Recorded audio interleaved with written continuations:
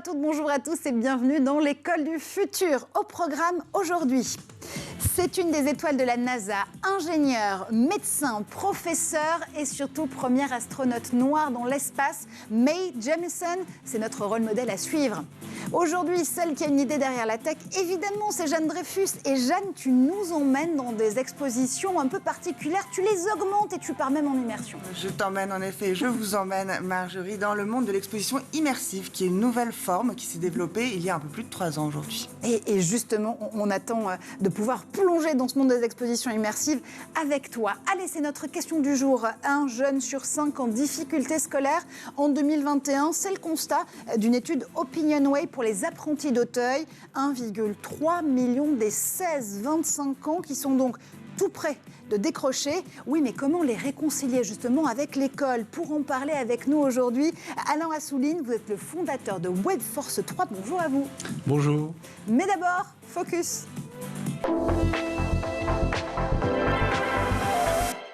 Mae Jemison a marqué l'histoire plus d'une fois. Première astronaute femme noire dans l'espace en 1992. Elle a eu aussi les honneurs de la série Star Trek, une de ses séries préférées d'ailleurs. Elle se consacre désormais à l'éducation des jeunes filles pour les sciences et pour l'environnement. Édouard Degnaud nous ouvre son Hall of Fame avec cet astronaute hors pair. Elle est la première femme afro-américaine à être allée dans l'espace. Mae Jemison est une ingénieure, une médecin et une astronaute américaine née en 1956 en Alabama. Depuis toute petite, Mae est passionnée par les sciences et elle déclare très tôt qu'elle veut les étudier pour pouvoir un jour aller dans l'espace. La jeune fille est fan de Star Trek et la présence de l'actrice afro-américaine Nichelle Nichols, qui interprète Nyota Uhura, va faire office de rôle modèle et attiser sa passion pour l'espace. En 1973, elle est acceptée à l'université de Stanford alors qu'elle n'a que 16 ans. 4 ans plus tard, elle en ressort diplômée en génie chimique et en histoire afro-américaine. Elle obtient ensuite son diplôme de médecine à l'université Cornell et part exercer pour le Corps de la Paix dans un camp de réfugiés cambodgiens en Thaïlande avant de se rendre au Libéria et en Sierra Leone. De retour aux États-Unis, Mae Jemison suit des cours d'ingénierie avancée. En 1983, les vols de Sally Ride, première américaine à aller dans l'espace, et de Guyon Bluford, premier afro-américain à se rendre dans l'espace, l'incitent à réaliser son rêve et à postuler à la NASA. Elle est sélectionnée en 1987 parmi plus de 2000 candidats pour faire partie des 15 nouveaux astronautes de la NASA. 5 ans plus tard, en 1992, elle effectue son unique voyage dans l'espace et devient la première afro-américaine à s'y rendre. Lors de la mission spatiale STS-47, elle passe plus de 7 jours dans la navette Endeavour. Après son retour sur Terre, Mae Jemison démissionne de l'agence spatiale en mars 1993 pour fonder sa propre entreprise, The Jemison Group Inc., une société de conseil. Elle devient également professeure dans plusieurs universités, dont Cornell, où elle était élève. En 1993, elle joue un personnage dans un épisode de Star Trek, la série qui lui a donné envie d'aller dans l'espace. Et elle devient la première vraie astronaute à apparaître dans la série mythique. Elle est introduite au National Women's Hall of Fame en 1993 et à l'International Space Hall of Fame en 2004. Malgré les obstacles et les difficultés rencontrées tout au long de sa route, Mae Jemison a toujours su persévérer pour réaliser ses rêves et devenir un modèle inspirant à travers le monde. Et voilà l'histoire, le portrait de Mae Jemison. Il y a quelque chose de très intéressant dans ce portrait, Alain Assouline, c'est le fait que finalement ce soit une série télé Star Trek qui lui ait donné envie de devenir astronaute. Oser avoir envie, donner l'envie, ce petit driver, ce petit plus qui va faire qu'on a envie d'embrasser une profession et donc aussi un parcours scolaire. Et c'est ce qui fait la différence aujourd'hui pour vous. Je pense vraiment. En plus, cette nouvelle génération, elle est très prête au changement en permanence. Hein. Elle est toujours à l'écoute et c'est vrai que des rôles modèles, des exemples, il y a des choses qui peuvent la motiver. Elle a besoin de ça en tous les cas. La motivation et justement tous les secrets qui font qu'on peut raccrocher avec l'orientation scolaire, le parcours pédagogique et puis surtout les métiers qu'on veut justement embrasser. On en parle tout de suite avec Alain Assouline justement. Il Ils quittent le système scolaire prématurément sans avoir obtenu de diplôme. Ce sont ces décrocheurs et malheureusement, ils sont de plus en plus nombreux. La crise sanitaire n'a rien arrangé. Selon une étude Opinionway pour les apprentis d'Auteuil, aujourd'hui, un jeune sur 5, ça représente 1,3 million des 16-25 ans, eh bien, se déclare en difficulté scolaire. Alors, qui sont exactement ces décrocheurs ? Est-ce qu'on peut dresser un portrait robot, Alain Assouline ? Je sais que vous avez fondé notamment Webforce 3 avec cette idée au départ de répondre à cette question des décrocheurs scolaires. Oui, tout à fait. En fait, l'idée, c'était de se dire que finalement, en particulier dans le numérique, on est... Voilà, quand j'ai créé l'école, il y avait 30 000 postes à fournir. Maintenant, on parle de 130 000, de 230 000 à horizon 2025.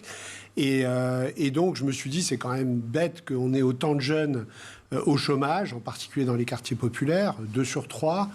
Et j'ai pensé évidemment aux décrocheurs. Alors, je pensais aux décrocheurs d'avant-bac, mais aussi aux décrocheurs d'après-bac, parce qu'on amène 90% d'une classe d'âge au bac, mais on a un étudiant sur 2 qui arrête ses études avant la 2e année d'études, c'est-à-dire il sort du système sans diplôme et sans qualification.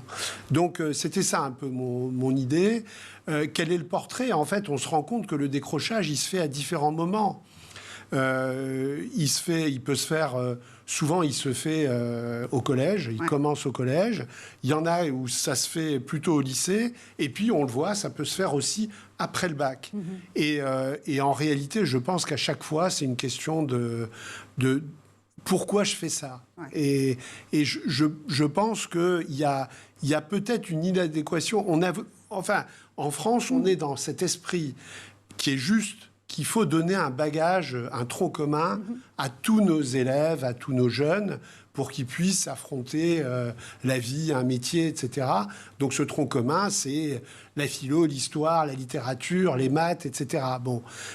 Mais pour certains, aller jusqu'au bout de ce tronc commun, jusqu'au bac, ils ne voient pas la finalité. Et donc la question, c'est vrai, se pose comment aussi...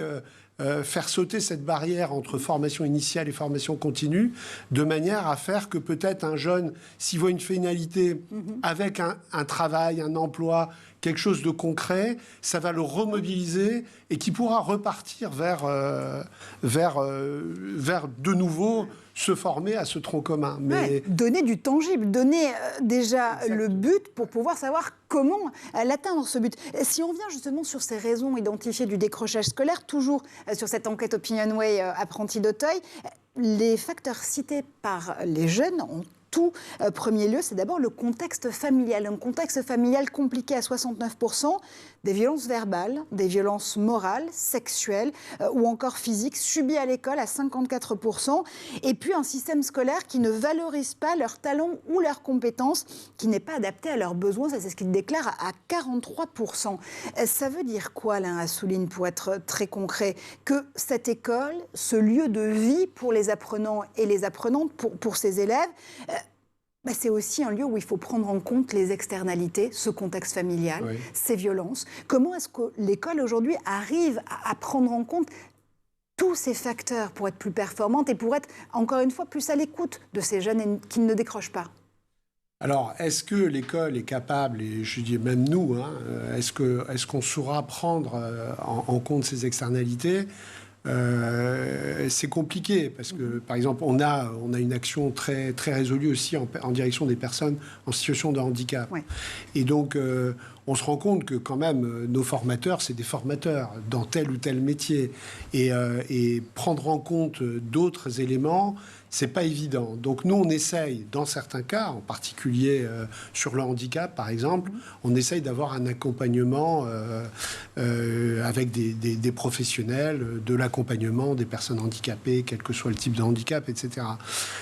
Pour le reste, c'est vrai que la particularité chez nous, c'est que quelqu'un qui rentre en formation chez nous, il est immédiatement accompagné vers l'emploi. C'est-à-dire, pendant sa formation, il y a quelqu'un qui le rencontre régulièrement pour préparer son entrée dans l'emploi, qui travaille avec lui son CV, mais aussi qui travaille les soft skills, la préparation à l'entretien avec la personne qui va le recruter. Et dans ces cas-là, évidemment, on peut détecter des éléments. Mais moi, je crois Et ça vient d'une conviction aussi, parce que j'ai été adjoint au maire pour m'occuper des jeunes des quartiers prioritaires, etc. Moi, ma conviction, c'est que quelquefois, ces difficultés sociales et même ce qu'on peut vivre dans la famille, un jeune va arriver, un jeune ou une jeune femme, hein, il faut le dire aussi, va arriver à s'en sortir si elle sort de ça. Et donc, je crois beaucoup au fait qu'un emploi voulu, désiré, où on arrive à s'accomplir, c'est une façon de sortir de problématiques quelquefois qui sont psychologiques. Ouais, justement, pouvoir s'extraire de son contexte familial, de son contexte social parfois, avec cet emploi qui va devenir un véritable but pour pouvoir raccrocher avec le système scolaire. Aujourd'hui, Webforce 3, ce sont 50 écoles qui sont implantées partout sur le territoire. Concrètement, on y trouve quoi dans ces écoles Webforce 3 ? Alors, justement, on y trouve, en fait, l'approche que j'ai eue, c'était de me dire, comme je m'adresse à des personnes sorties du système, alors les jeunes décrocheurs, mais aussi des personnes en reconversion, des personnes au chômage, et finalement, on s'est retrouvé avec des personnes, ça va souvent, je dis, de 17 à 57 ans, un truc comme ça. Bon, on a même eu une dame de 60 ans à un moment. Parce que vous formez tout au long de la vie. On forme tout au long de la vie, c'est vraiment notre principe, notre baseline, c'est be the change, c'est-à-dire justement, prépare-toi à changer tout le temps, à être ce changement qui est en train d'exister dans la société. Donc ce qu'on y trouve, c'est des formations que j'ai voulu adapter justement à ce type de profil. Je me suis dit que finalement, quelqu'un qui a décroché des études ou qui est en reconversion, il ne fera pas des études longues. Donc il ne fera pas 2 ans et la plupart de l'offre de formation, y compris en formation professionnelle de reconversion, c'est souvent 1 an, 2 ans.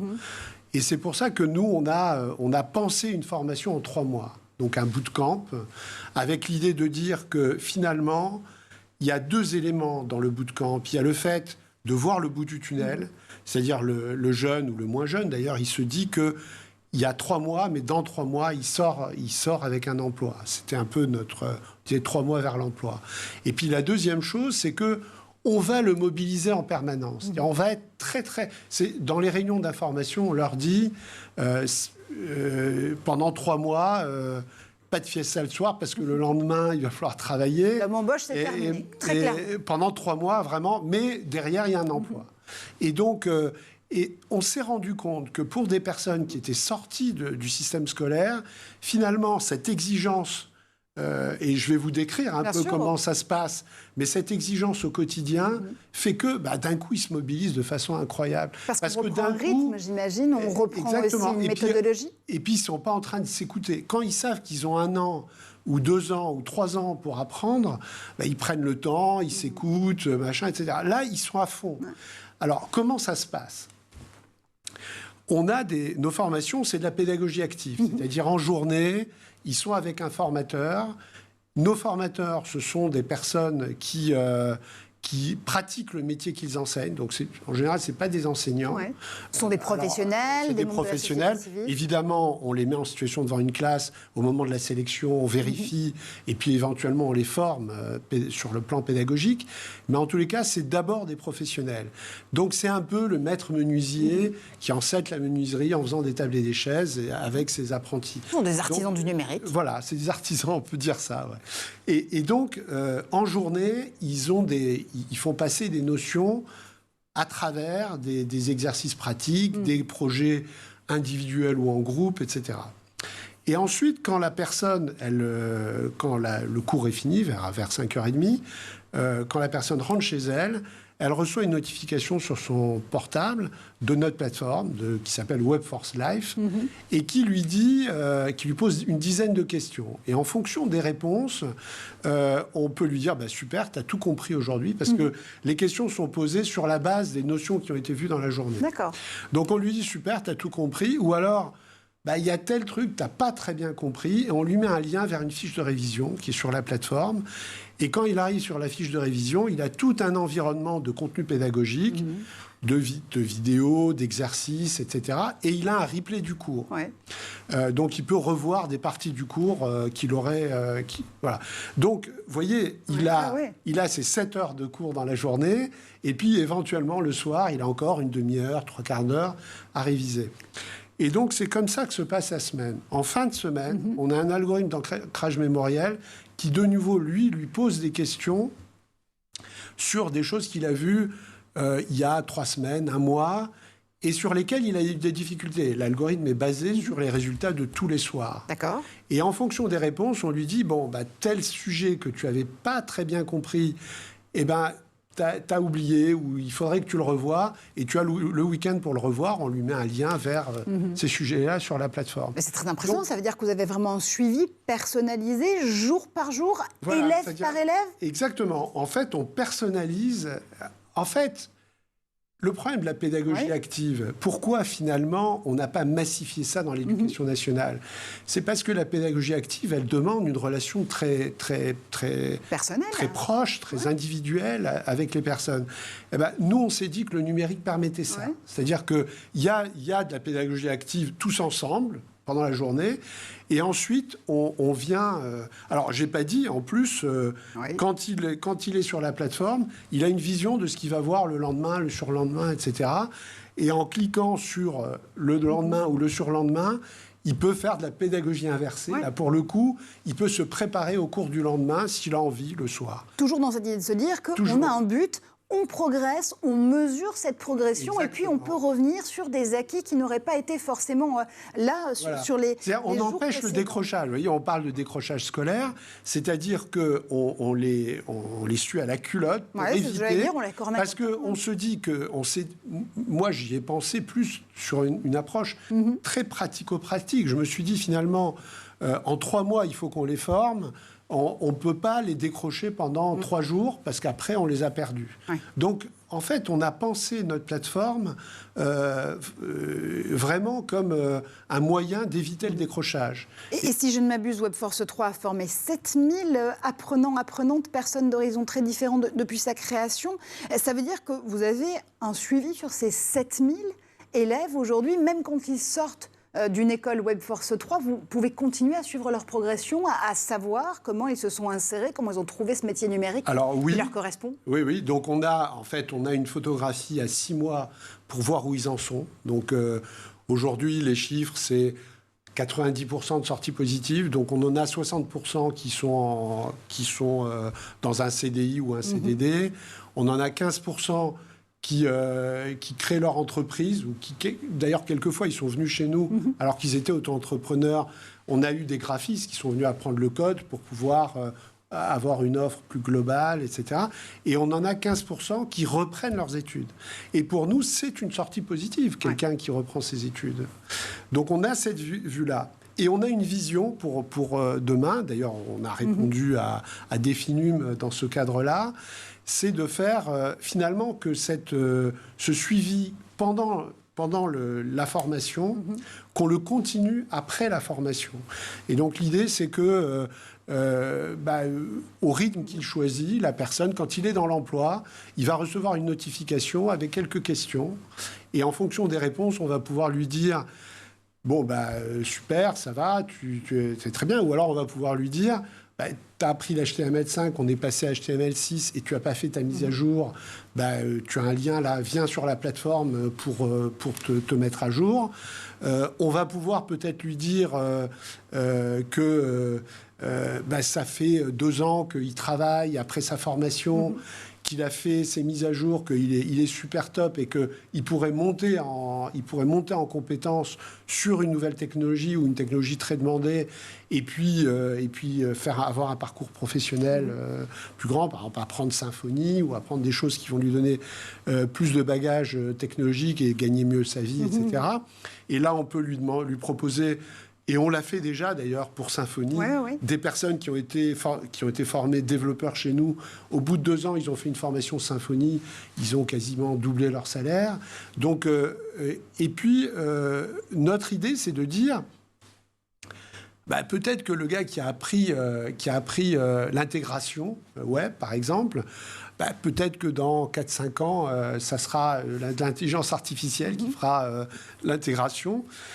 Et donc, on pourra peut-être lui dire, dans 4-5 ans, très bien, ton métier, il va disparaître, ou en tous les cas, il va se moduler. Il va se moduler.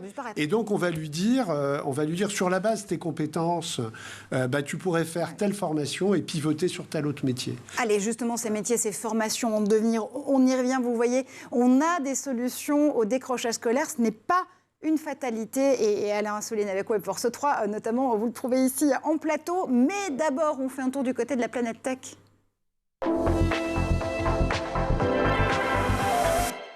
Et on ne va certainement pas décrocher justement de ces images et de ces vidéos que Cheryl Jessica Issenger rassemble pour nous tous les jours.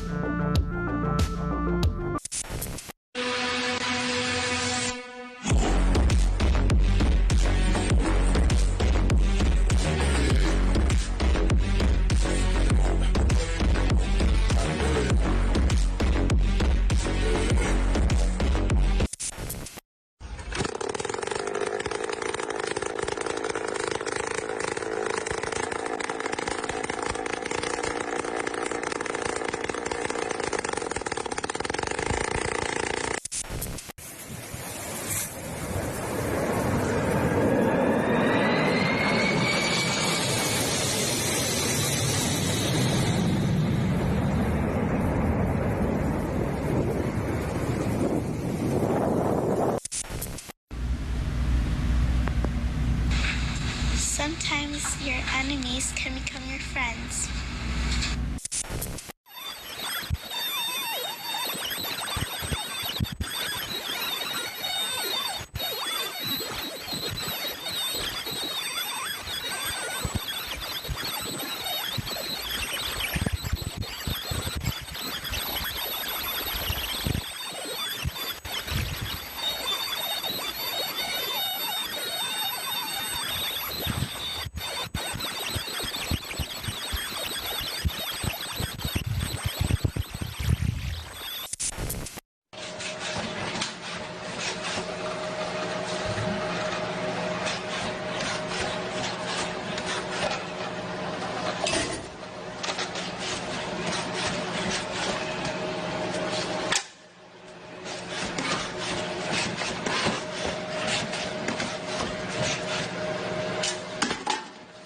Allez, ces images qui font toujours beaucoup réagir nos invités en plateau. En effet, on revient en tout cas là sur le plateau tout de suite de l'école du futur. Deuxième partie évidemment. Alain Assouline, le fondateur de Webforce 3, est toujours avec nous pour parler des solutions justement au décrochage scolaire. Vous le verrez, ce n'est plus une fatalité. Mais d'abord, Jeanne Dreyfus a une idée derrière la tech.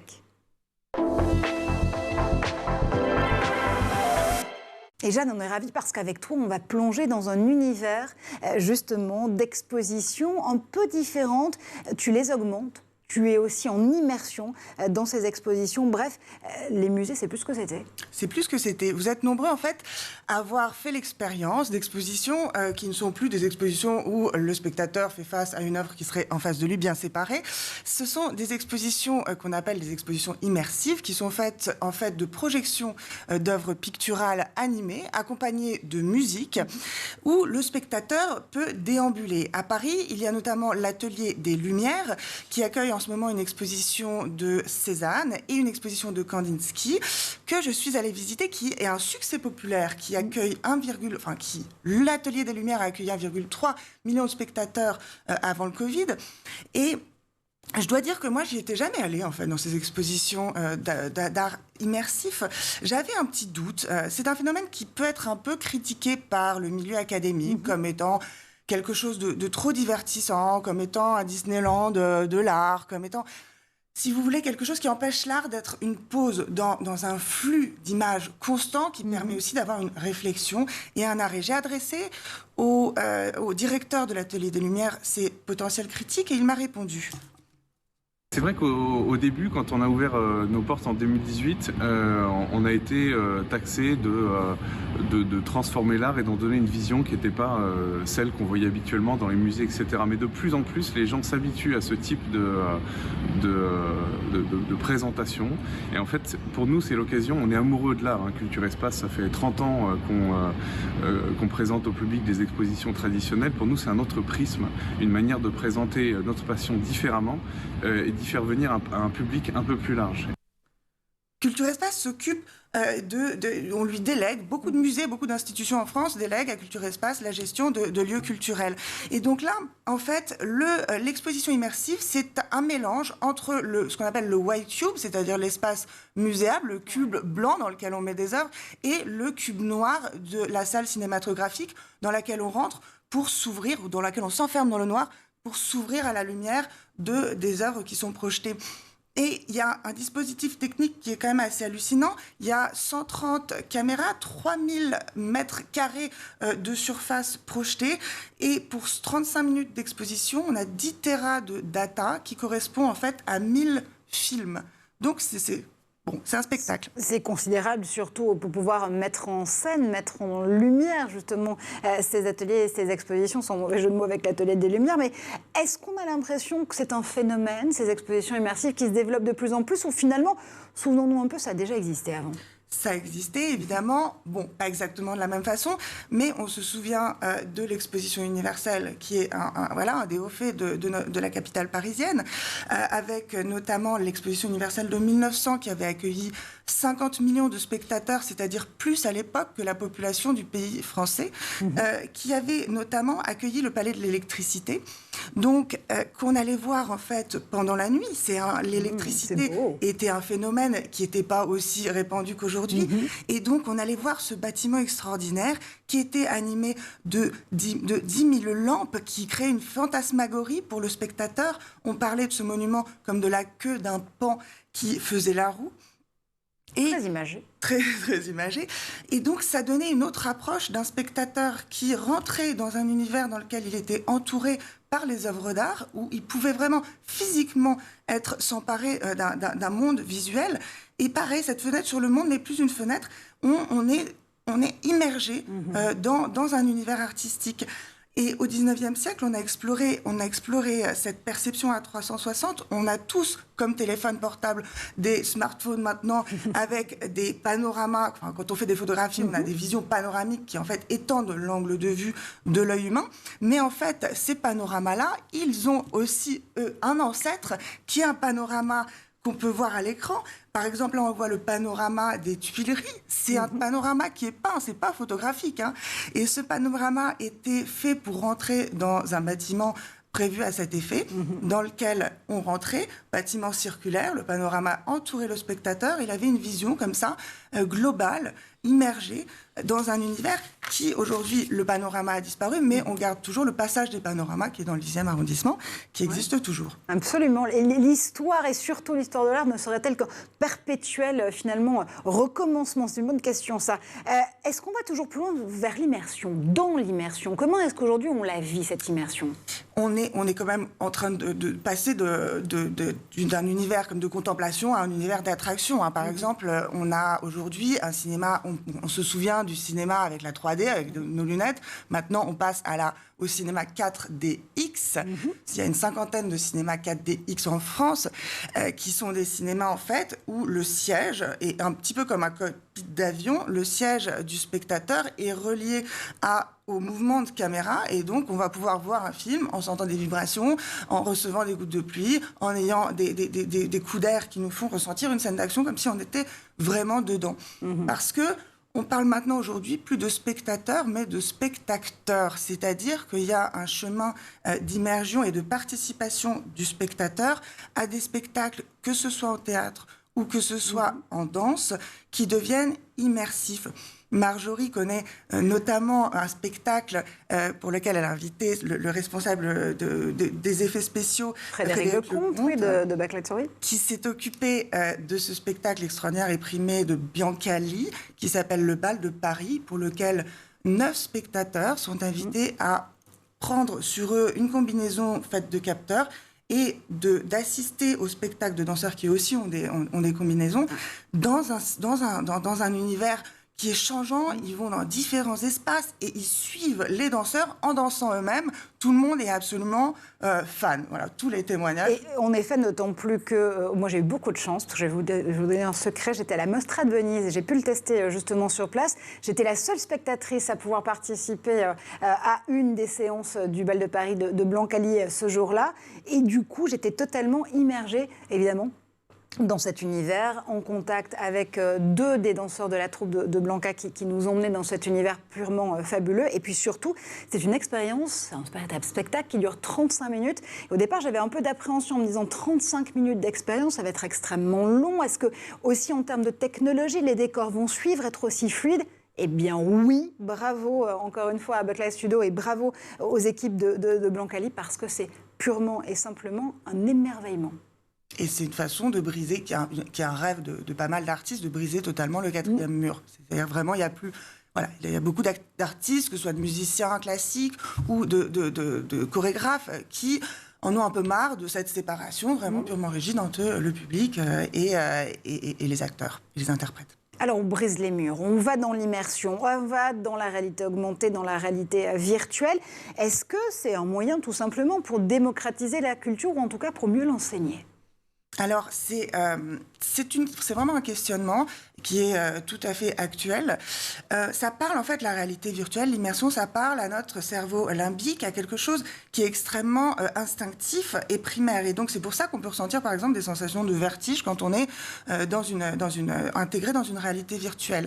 Il y a un homme de l'université UCLA de Californie qui est extrêmement bien nommé, qui s'appelle Mayan Mehta, avec un H, mais il s'appelle quand même Mehta, qui a fait une étude en 2013 sur des rats qu'il a intégrés dans un système de réalité virtuelle, dans une petite cage pour rats, mais avec effet de son et lumière. Donc sans lunettes, il n'y avait pas de petites lunettes. Il n'y avait pas de lumière, il n'y avait pas de lunettes, mais il y avait un petit arsenal très mignon et adapté aux petits rats. Et au départ, il n'a pas vu forcément de différence entre le comportement du rat et le comportement, le comportement du rat en situation virtuelle et le comportement du rat en situation réelle. Mais ensuite, il a mis des capteurs sur son cerveau. Et là, il a remarqué qu'il y avait quand même quelque chose d'assez inquiétant en l'état, que 60% des neurones de l'hippocampe, qui est la zone du cerveau qui sert à avoir des repères spatiaux, mais qui sert aussi à la mémoire, 60% des neurones devenaient inactifs lorsque le rat était en situation de monde virtuel. Et 40% des autres neurones étaient un peu égarés. Donc, il y a quelque chose de très inquiétant qu'adresse le professeur des mines Philippe Fuchs, qui dit qu'en l'état, dans le niveau actuel, tant qu'il n'y aura pas une fluidité parfaite dans la réception des images de réalité virtuelle, tant que la vision de son propre corps ne sera pas totalement intégrée, il faut faire attention à ces adolescents, à ces enfants, dans leur consommation de réalité virtuelle. Oui, absolument. Et c'est aujourd'hui notamment une des questions sur lesquelles, évidemment, l'industrie de la technologie travaille en rapport avec les industries créatives. Attention donc, en effet, à nos cerveaux, tout en ayant l'envie d'aller dans ces expériences immersives de plus en plus. Merci Jeanne pour ce très joli voyage au pays de l'immersion. Et puis on voit que cette culture, elle se modifie. L'immersion, le rapport que je peux justement trouver avec Webforce 3 et vous, Alain Assouline, c'est de se dire que les formations de Webforce 3, elles nous mettent en immersion dans les métiers du numérique. Est-ce que là aussi, le côté de vivre plus que jamais une profession, un futur métier qu'on voudrait pouvoir embrasser, c'est ce qui fait la force de vos formations pour ces apprenants et apprenantes qui, on le rappelle, au départ, ont décroché du système scolaire classique. Oui, j'ai même pensé à un moment faire de l'immersion, c'est-à-dire dans le sens où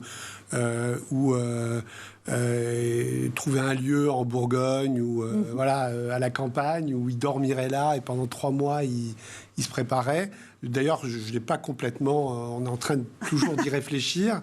Mais oui, alors la différence, c'est que c'est une immersion avec des relations sociales, puisqu'il y a la relation avec le formateur, il y a la relation entre les apprenants. Et pour moi, c'est ça probablement la grande différence. C'est vrai que le danger de l'immersion virtuelle, c'est qu'il y a, et c'est probablement ça qui fait que le cerveau, qu'il y a une partie du cerveau qui est endormie, c'est que l'humain, et en plus particulier Sapiens, et c'est un animal social. Et donc, s'il n'y a pas de relation sociale, il y a quelque chose qui se perd. Et donc ça, on n'a pas voulu. C'est pour ça aussi que moi, j'ai toujours regardé de manière un peu dubitative les formations 100% e-learning. Ouais. Je pense qu'évidemment, c'est très utile, mais c'est très utile pour des gens déjà très autonomes et qui ont déjà une vie sociale accomplie.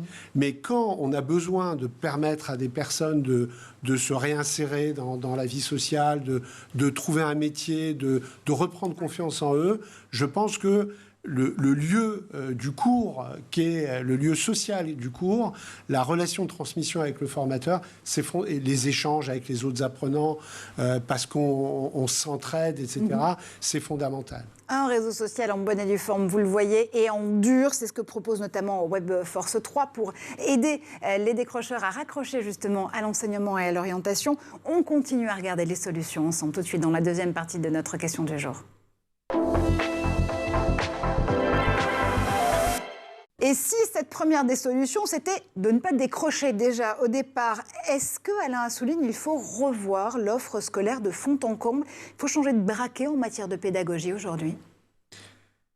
Écoutez, moi, je ne sais pas si j'ai la compétence pour dire ça. Je sais pas. Voilà, j'ai fait WebForce 3 de manière très pragmatique et très orientée vers des métiers, sur la formation des enfants, etc. Voilà, je ne sais pas. En tous les cas, ce que je peux en dire, moi, de l'expérience, c'est que on le voit bien, en fait. Moi, je pense que le moment où il y a... Parce que, par ailleurs, j'ai 5 enfants, donc j'ai une expérience de... Vous avez un mini réseau social devant vous tous les jours. J'ai une petite... j'ai suivi avec des enfants très différents les uns des autres et qui ont eu des parcours scolaires très différents. Et en réalité, je pense que à l'école primaire... En général, ça se passe relativement bien parce que, justement, il y a l'instituteur et quelqu'un qui est aussi un animateur, qui invente des tas de choses. Et probablement qu'avec le numérique, on peut encore inventer beaucoup plus de choses. C'est une évidence. Et puis, quand les enfants arrivent au collège, où ils ont un prof par matière... Et bien là, on commence à avoir... En plus, il y a la crise préadolescente, de la préadolescence. Il y a le fait que souvent, les enseignants ne sont pas préparés à ça et ils n'ont pas de formation. Et il n'y a personne pour accompagner cette crise on va dire, si on comparait à l'informatique, en fait, ils rebootent, les mômes, ils rebootent. Donc, à ce moment-là, il y a des tas de choses fondamentales qui se jouent. Et à ce moment-là, moi, je pense qu'au collège, on a un problème. Ouais. Voilà, donc c'est sûrement là, moi, de mon expérience, c'est sûrement là qu'il faudrait intervenir. Il faudrait de l'accompagnement psychologique, il faudrait, et puis peut-être qu'il faudrait trouver un moyen de recréer. Alors, il y a le prof principal qui quelquefois fait des trucs de théâtre, etc. Il y a des choses qui se font évidemment. Il y a des collèges qui font des trucs formidables, mais peut-être qu'il faudrait penser ça de manière plus systématique, plus systémique, pour permettre aux collégiens de ne pas décrocher. Et on abordait dans la première partie de cette émission la pédagogie que WebForce 3 offre, une pédagogie vraiment sur mesure qui va suivre les apprenants, les élèves, jour par jour, quasiment heure par heure, j'avais envie de dire, en fonction de leur progression tout au long de ces 3 mois de bootcamp. Une pédagogie et une méthodologie qui s'appuie énormément sur du numérique, évidemment, mais est-ce qu'on a les moyens, est-ce qu'on a surtout le temps aujourd'hui dans l'éducation nationale de mettre en place ce sur-mesure? Mais moi, je pense que ça aiderait grandement. Je ne vais pas dire que ça demandera moins de moyens, mais en tous les cas, je pense pas que ça demandera plus de moyens.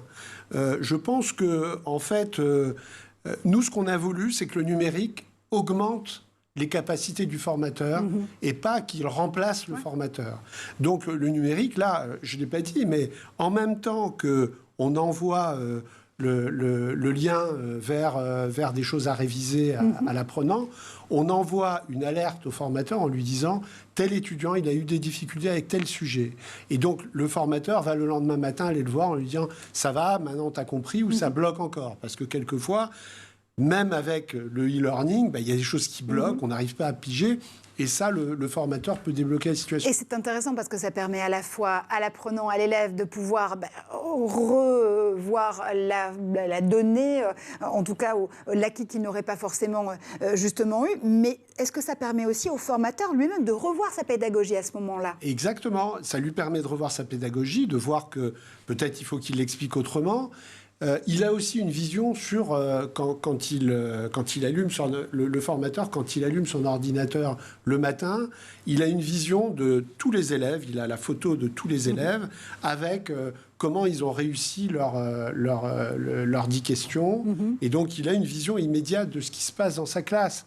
Et il a aussi une météo de la classe. On n'a pas voulu que les apprenants, on n'a pas voulu que les apprenants notent les profs, mais en fait, avant de répondre aux 10 questions le soir, enfin, on leur demande comment s'est passée leur journée. Ouais. Et donc, ils ont une météo, c'est-à-dire il y a un soleil, tout s'est bien passé, un truc moyen où ça s'est mal passé. Et donc, le formateur, il voit comment chaque élève a noté sa journée précédente, mais il a aussi une moyenne de la classe. S'il voit que ça s'est mal passé la veille, il va rentrer en discussion avec les élèves. Alors, qu'est-ce qui se passe ? Vous avez tous dit que ça s'est mal passé. Est-ce que c'est moi ? Est-ce que c'est autre chose ? Et d'ailleurs, même le responsable d'école a aussi une vision de ça. Bon.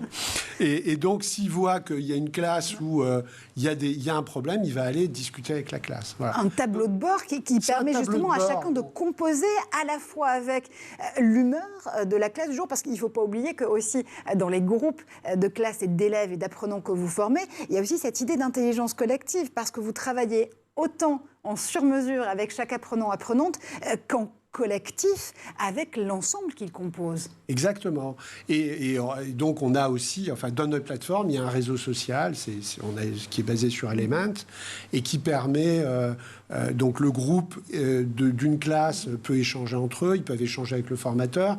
Il peut y avoir des groupes qui se constituent un peu à la WhatsApp, qui se constituent par centre d'intérêt. Quand l'apprenant travaille, il peut continuer à échanger avec Element, puisque les personnes qui ont été formées chez nous ont accès à vie à notre plateforme. Donc, voilà, tout ce qu'on fait, c'est pour créer cette communauté dans le temps. Et même, d'ailleurs, nos formateurs, on a une communauté des formateurs. On a des équipes. Alors, Webforce 3, c'est des écoles, donc vous l'avez dit, c'est 50 écoles. On a des écoles importantes dans les grandes métropoles. Et ensuite, on essaime autour dans des quartiers prioritaires, dans des espaces ruraux, etc. C'est ce qui fait qu'on est dans une cinquantaine de territoires. Et on a... donc là, il y a un responsable d'école, des personnes qui font de l'accompagnement vers l'emploi, etc. Et on a, au niveau national, des équipes support qui ne sont pas toutes à Paris, il y en a à Lyon, il y en a à Bordeaux, les talents sont partout, il y en a à Marseille, etc. Donc nous, vraiment, le Covid, de toute façon, on travaillait tous à distance. C'est Covid-proof. Alors, il y a évidemment, à distance, mais souvent, on a des lieux où les gens se retrouvent. Mais on a des équipes support alors, on a une équipe support sur tout ce qui est pédagogique, avec des directions pédagogiques, des ingénieurs pédagogiques, des personnes qui font les contenus pédagogiques en ligne, etc. On a une équipe support qui s'occupe de recruter les formateurs et qui anime la communauté des formateurs. Pour nous, ça, c'est très important. Voilà, donc on a des équipes support sur un peu tous les sujets. On a une équipe support qui s'appelle Produits numériques, qui développe notre plateforme, qui développe toutes les API entre notre plateforme et des applications qu'on achète ailleurs, parce qu'on ne prétend pas tout faire.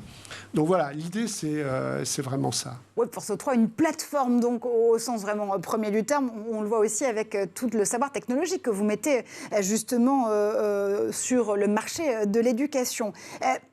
Dernière question avec vous, Alain Assouline, juste avant de refermer cet épisode de l'École du futur. L'innovation sociale, c'est ce qui caractérise finalement la méthodologie WebForce 3, parce que l'idée, et on le sent justement avec vous et avec toutes ces informations, c'est que on redonne du lien, on embarque, quelle que soit l'échelle, quel que soit l'échelon d'action et l'échelon politique. L'idée, c'est d'embarquer tout cet écosystème de l'éducation, là aussi, pour éviter le décrochage avant même qu'il n'arrive. Complètement. Alors, on est une entreprise de l'économie sociale et solidaire, hein, on est ESUS. C'est ça, je l'ai voulu dès le départ. Et oui, on essaye, sur tous les sujets où il y a des choses à faire, où il y a de l'innovation sociale, on y va. C'est-à-dire qu'au départ, quand j'ai créé l'école, on a travaillé avec les associations d'insertion dans les quartiers. On n'est pas... On a considéré, nous, ce qui est un peu aussi ce qui nous caractérise, c'est que on fait des partenariats avec tout le monde. Alors, j'ai vu que vous avez rencontré Emmanuel Larocque, donc absolument, on a un très beau partenariat avec Social Builder, qui nous a permis d'ailleurs en Ile-de-France d'avoir plus de 50% de femmes dans nos formations, et c'est un des objectifs. Sur la question, sur les quartiers prioritaires, on travaille avec les associations de quartier, avec le Conseil national des régies de quartier, c'est 150 régies de quartier un peu partout en France. On pense qu'il faut travailler avec les autres pour... et nous, on est une école, mais on a besoin de travailler avec les autres. Et donc, on a un programme qui adresse 1250 jeunes qu'on va chercher dans les quartiers prioritaires c'est de la préparation à l'apprentissage, qui les prépare avec des 200 heures d'atelier. Ils choisissent les métiers qu'ils veulent faire dans le numérique. Et ensuite, on les accompagne vers l'entreprise qui va les prendre en apprentissage. On a aussi, avec la GFIP, en direction des personnes en situation de handicap, on va accompagner 500 personnes pour les amener vers les métiers du numérique.